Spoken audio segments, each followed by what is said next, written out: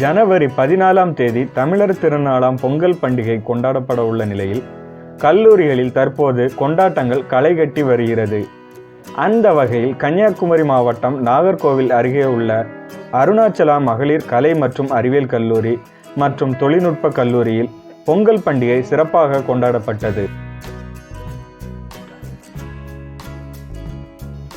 இதில் மாணவிகள் பேராசிரியர்களுடன் இணைந்து பொங்கல் வைத்து வழிபாடு நடத்தி தங்கள் மகிழ்ச்சியை வெளிப்படுத்தினர்.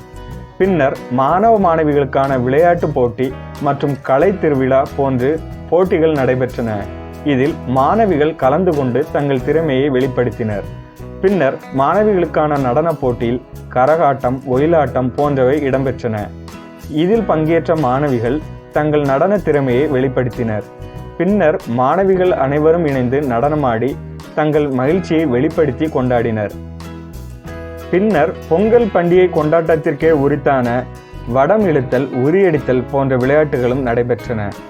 இந்த விளையாட்டுப் போட்டிகளில் வெற்றி பெற்றவர்களுக்கு பரிசுகளும் வழங்கப்பட்டது.